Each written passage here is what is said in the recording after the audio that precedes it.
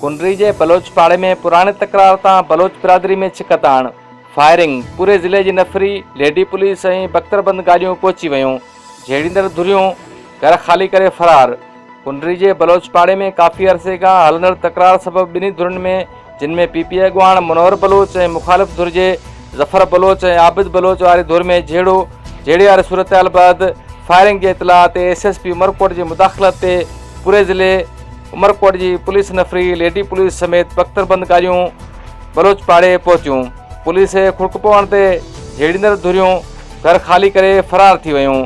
बलोच बिरादरी में काफ़ी अरसे खां छिकत आण हलंदड़ आहे, जॾहिं त को बि जानी नुक़सानु नाहे थियो। आगाखान चांडियो, पंहिंजी सिंध न्यूज़, कुंडरी।